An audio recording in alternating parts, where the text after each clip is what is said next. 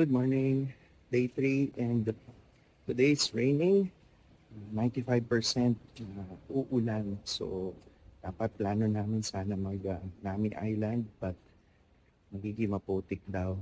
So, we'll try tomorrow. For today, we just go on the city tour again. Magpunta muna kami sa cathedral ngayong umaga.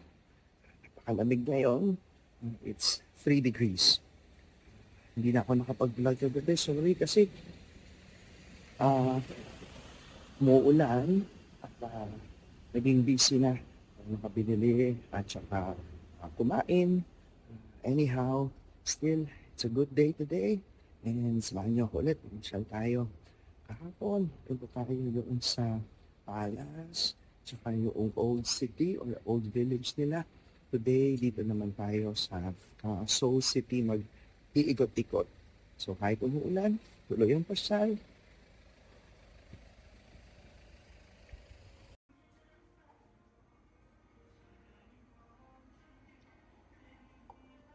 Bago maglakad, pamasyal, breakfast muna.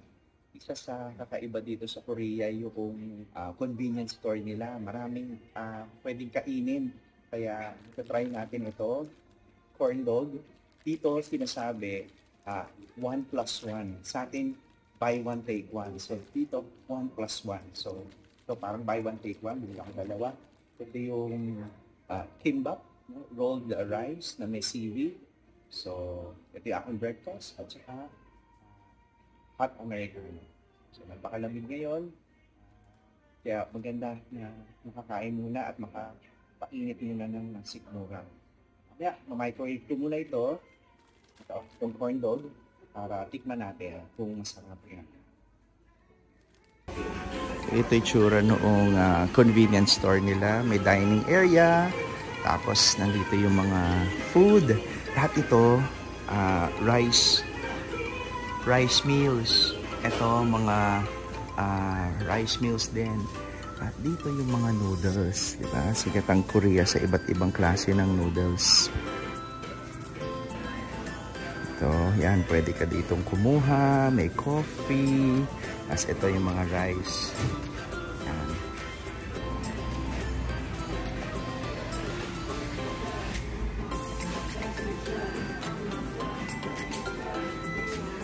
Napaka-cozy at sarap kumain, di ba? Parang restaurant setup din siya. Yan. So, dahil convenience store, self-service. So, ito yung pinili kong corn dog. Kapainit natin sa microwave. Around 1 minute and 50 seconds. So,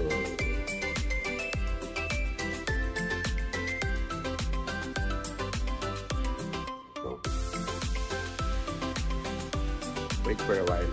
So, ganito, itsura ng convenience store dito. And sabi ko rin talaga nung pumunta ako dito, kain ako ng convenience store food na isang meal, either breakfast or dinner. Pero dahil maulan nga sa labas at maaga pa, sarado pa yung mga restaurant, wala akong makitang kainan. So, dito na muna. Nakita ko, surprisingly, napakaganda ng mga food selection din. And not bad.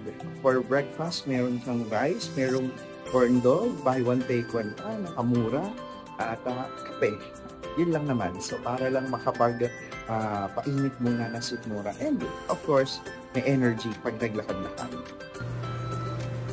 Itong machine to, uso na rin sa atin yan. So, dyan niluluto yung mga ramyun o yung mga instant noodles. So, papatong lang dito yung noodles at lalabas din yung mainit na tubig.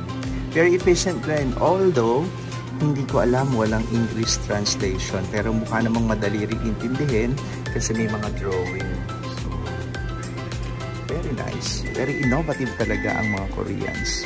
Yan, luto ng aking corn dog. Natin kung mainit.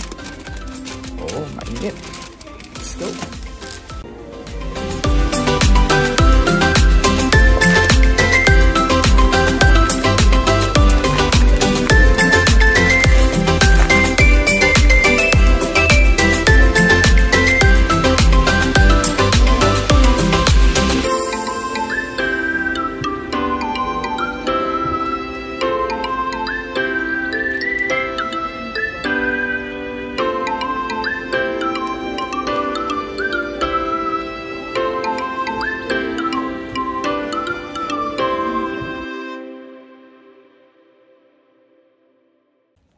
Sobrang lamig.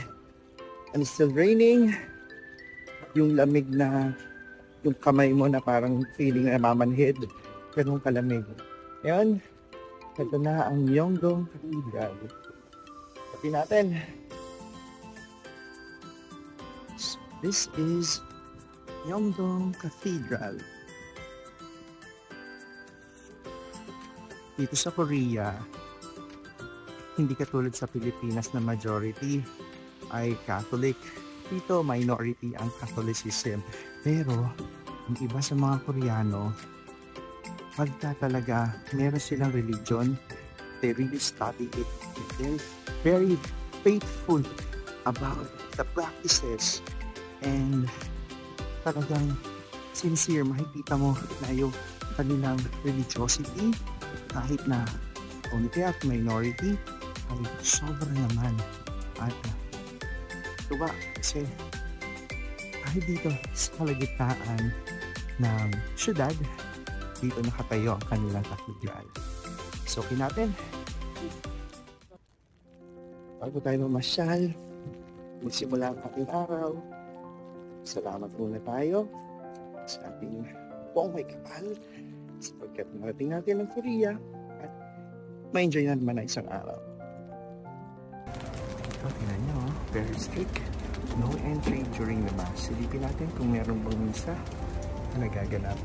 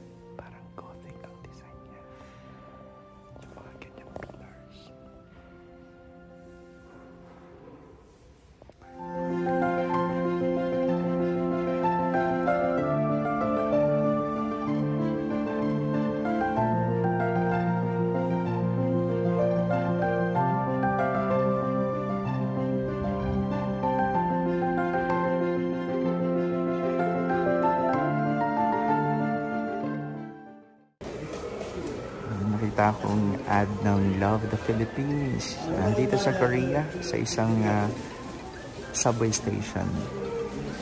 Proud Filipino. Dahil ang Koreano mahilig mag-golf. So ito yung form of commercial ng Philippines para maka-attract ng mga tourists, mga Korean tourists. So meron ko Love the Philippines. At last, nandito na rin ako ngayon sa very popular na library dito sa Korea, ang Starfield COEX Library. So, marami dito, sobrang daming libro at marami rin mga turista na nagpupunta dito at nagpapapicture. Ang kita niyo yung escalator na yan. Diyan ang mga popular na spot para magpapicture. Send ko rin, papakita ko yung picture ko. Yan. Diyan ako nagpa-picture din. So, ginagaya yung mga turista na maakyat, kunyari, yan, pagpapapicture. So, dito napakadami ng libro. May coffee shop din. Yan. At pwede ka magbasa. Pwede ka rin magpapicture. Isa na rin siyang naging parang tourist spot dito.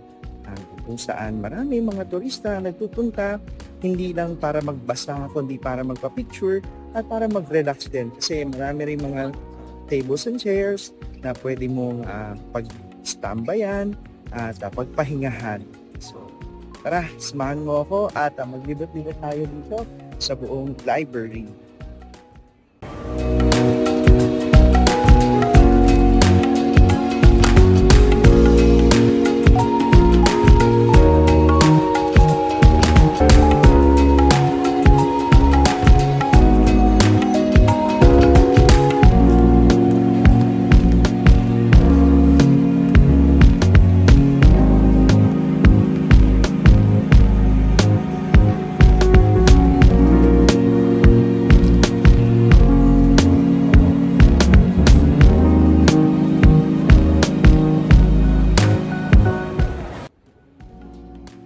spot na to, marami nagpapakuha ng litrato para makuha ang anggulo nitong mataas na bookshelf na ito. At ganyan karami ang tao ngayon dito. Tuwa ang mga tao sa tsura ng magandang library na ito. Pero bukod dito, syempre, maraming mga libro naman talaga at maraming mga pwedeng mabasa, maraming nag-aaral.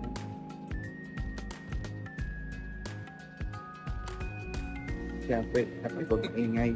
Pero sa dami ng mga turista, sa dami ng mga nagpupunta rito, hindi maiwasan din na medyo konting ingay din naman. Dahil natutuwa ang mga lahat. Pero overall, it's a very good place. Kakaiba sa mga napupuntahang mga tourist spots. Kaya, ikot pa tayo.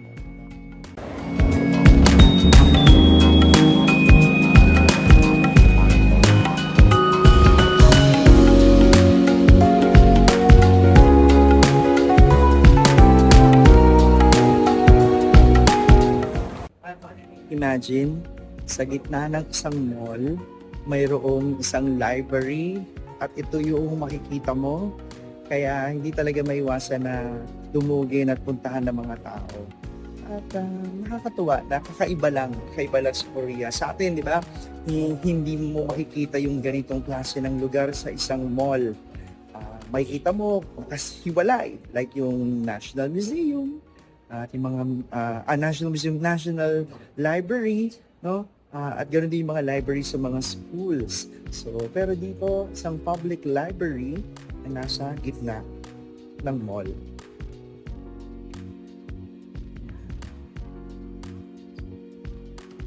Kanyang pose, kanya-kanyang kuha ng litrato, kanya-kanyang pakulo. Importante, masaya ang lahat.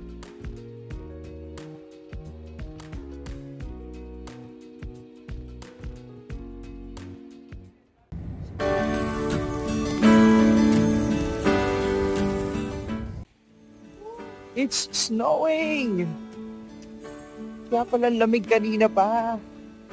May snow. Dito kami sa Cafe Pokpok. Sikat itong coffee shop dito. Nakikita niyo ba itong falls na to? Yan yung attraction ng coffee shop dito. Kaya punta tayo sa loob. Nakakatawa pala na first time nakakita ng snow. Nakaka-amaze. It's nice. And look at my background. May waterfalls. Ito yung coffee shop na pinupuntahan ng mga turista. Mamaya magkakape tayo. Right now, I am enjoying the snow.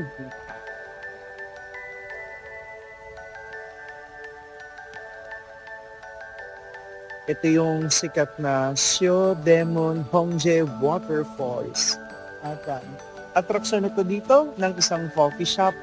Dinayo pa namin. Medyo malayo ang aming biniyahe pero sulit at nakakatuwa. Ang ganda makita. Lalo pa nadagdagan ng isang attraction, ang snow.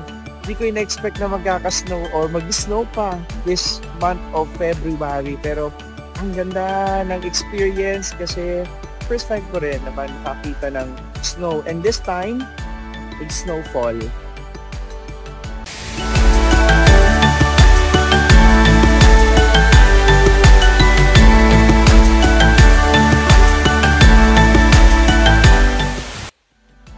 Sa Korea, sikat ng mga coffee shops at iba't iba ang mga pakulo.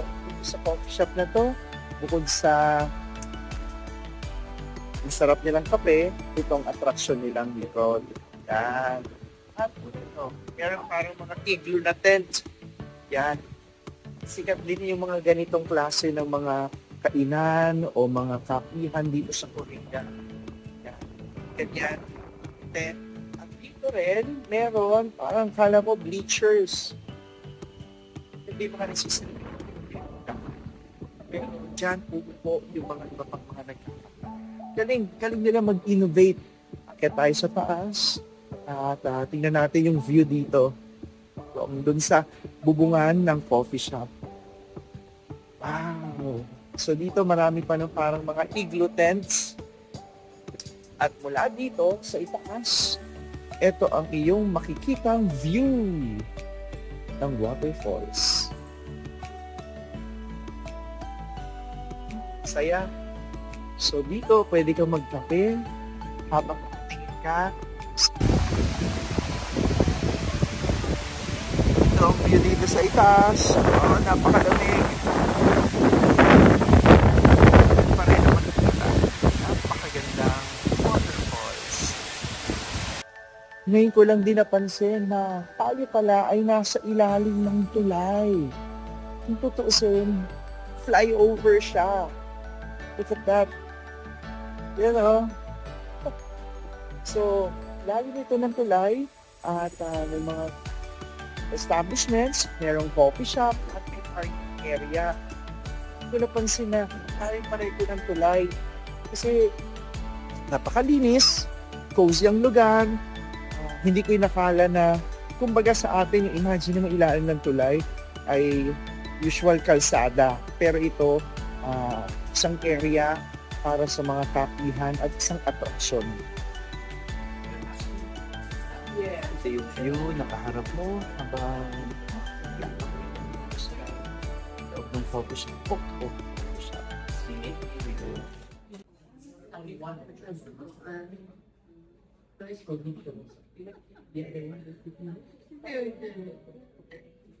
Kaya pala kanina, nagtataka ako.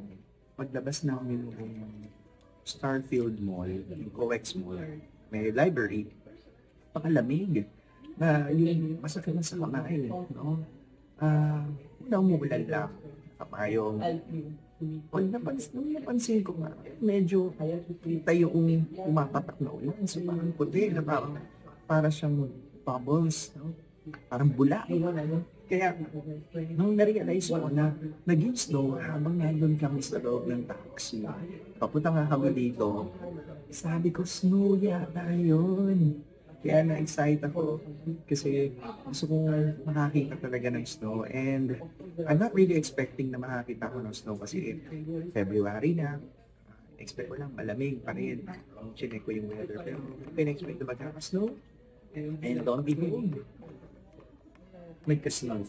At ang ganda makita dahil hindi lang yung waterfalls na naging attraction dito, kundi yung snow. Nakaka-excite kasi when first time mo pala maranasan isang bagay, di ba?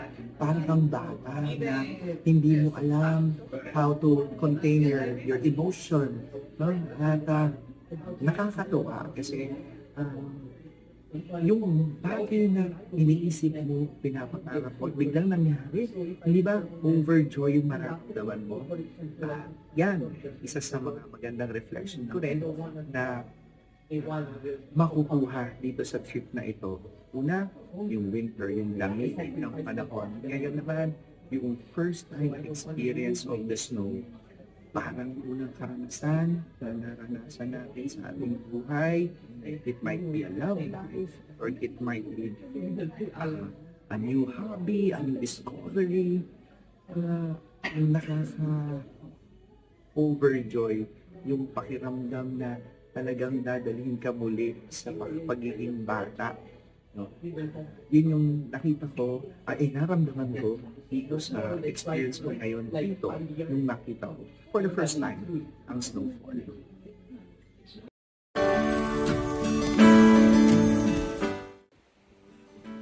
After taking coffee, drinking coffee, and appreciating the view ng waterfalls, papunta naman kami ngayon sa Seoul Tower. Kaya kami ng taxi at dito merong information center. Ka-efficient at napakadaling lapitan ng mga Koreano talaga, lalo na kung magtatanong ka. Very accommodating sila. Kahit sa mga random people, they are very accommodating and approachable. Minsan ako na ngayon nahihiya kasi naistorbo sila, pero they're very welcoming talaga. And I feel the hospitality ng mga Koreano. And right now, it's still snowing. Wow! I-enjoy ako. Natutuwa ako na talagang maranasan itong snow na ito. I really didn't expect this, but it's nice. Mamaya, samahan nyo naman kami sa Seoul Tower. Sana makaabot pa kami. And hopefully, meron pa rin snow doon. And we could see the night view ng buong Seoul. We'll see.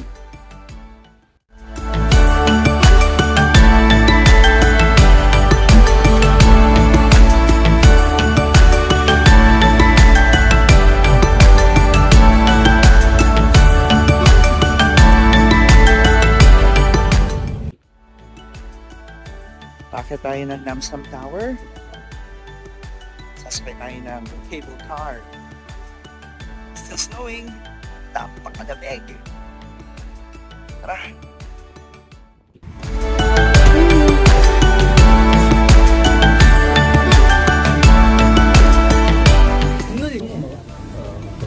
The mountain is starting to fill with snow. Yan.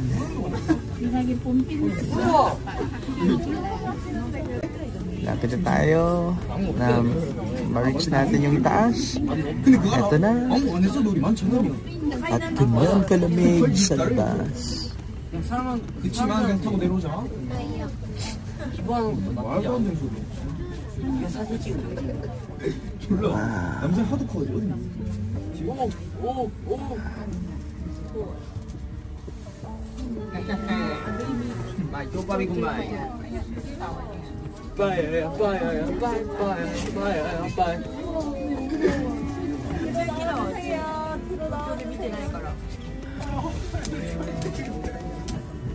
Almost there. Almost there.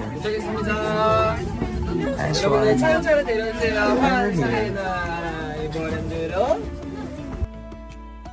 Tapos na dance. Ito yung cable car na sinakyan natin kanina. Starting na yung kulay puti na yung bundok ay sa yellow. So tayo sa Namsan Tower. Ang saya! May snow at puti na ang aming dadaanan paakyat. Kaya samahan niyo ako at maglakad tayo. Oh, it's nice.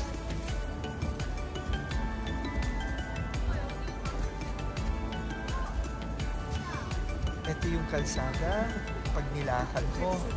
Pero dahil umakyat kami gamit ang cable car, so medyo napabilis. Pero medyo madulas niyan dahil sa snow. Sa taas. Wow!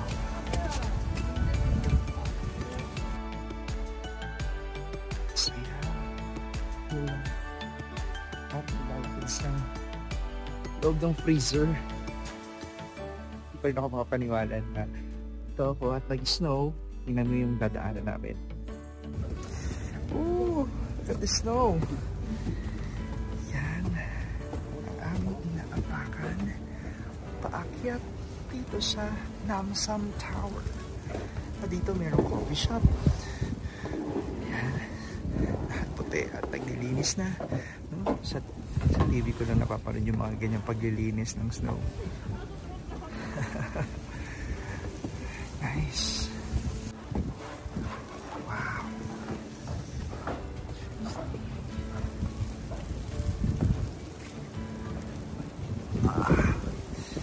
Yun ang Namsan Tower. Wow! It's really snowing. Yan yung akiting naming tower. Ito yung mga love lock. Yung mga kinandado ng mga lovers. Pero ngayon nababalot siya ng yelo. Kaya hindi masyado makita. Frozen na rin si Rubber Ducky. Kaya tayo.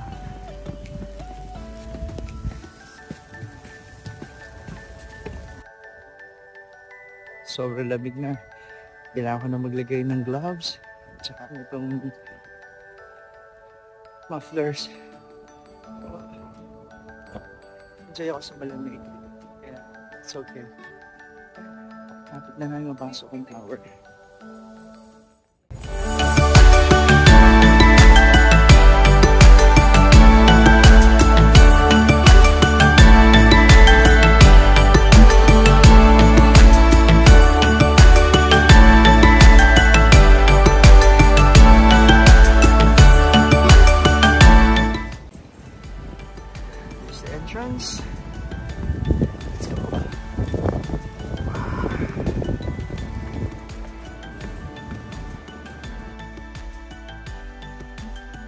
Natutuwa ako na ngayon kami natuloy. Siguro kung nung una ganito ang itsura, hindi nag-slow. Pero talagang plano kung bakit nangyayari ang isang bagay, no? Isa rin sa mga nakita ko na minsan hindi talaga nauupo lang isang bagay. So, we just allow things to happen. And learn to accept kung ano yung nangyayari araw-araw. Because there are reasons for it. And gaya nga nito, kaya kami natuloy, sabihin, may dahilan. Para makita ang snow, makita ang soul, instant.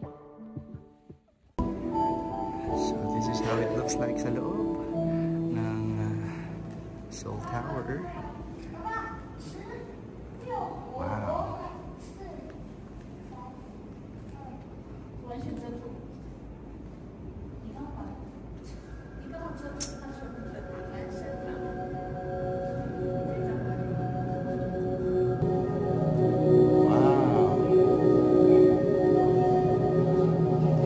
Racket pa tayo. Dito pa rin tayo sa observatory. At ganito ang magiging itsura sa labas ng Seoul Tower.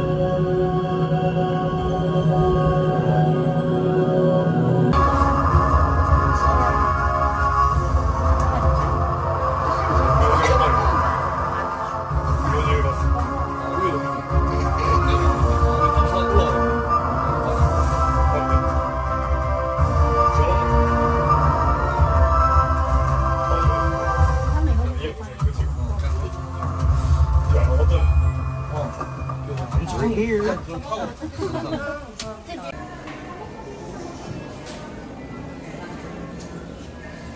Manila, Philippines. Walang makita. I'm standing here. There's a window allotted for Manila, Philippines. Tama-tama. I wear the Philippine flag. Well, dahil masyadong maraming snow, malamig, foggy, ayan, wala rin makita. I was also expecting na sana may makikita pa konti, pero okay na rin for the experience. Not bad. Andito ako ngayon sa pinakatuktok. Pero, yan, sobra kita naman kanina na sobrang nag-snow. At kaya naman wala rin makita. Sobrang fog, sobrang lamig. Kaya walang makita dito sa observatory area. Anyway, siya pa rin. Still good to feel na nandito ako sa ibabaw. And it's just like that. Sabi ko nga kanina, may rason kung bakit ngayon ako natuloy. At I'm still happy and grateful to be here at Namsam Tower. And that was my Namsam Tower experience. Wala pa nakita pero masaya pa rin ako kasi kakaibang experience pa rin to. Nandito ako sa ibabaw ng Seoul na lagi snow. I'll be back next time. It's the Namsam Tower. Hindi ko man nakita ang buong Seoul, pero masayang-masaya dahil I still get to enjoy the snow. Tingnan niyo pa.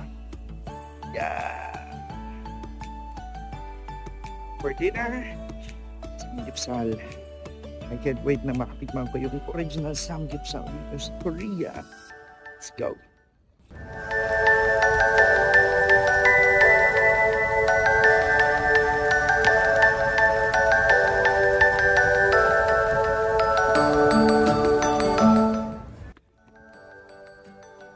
Nakikita ko lang itong ganitong eksena sa K-drama.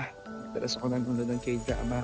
Ngayon, andito na ako at ini-enjoy yung ganitong klase ng scenery and experience. Ito naman yung mga love locks. Wow. I can't imagine. So, ilan kaya lahat ito? At ilan sa mga ito ang sila pa rin at nagkatuluyan? Ilan kaya sa kanila wala na, pero nakakatuwa na ganito karami mga couples na nagpunta na dito. Hoping for a lasting love. Good luck.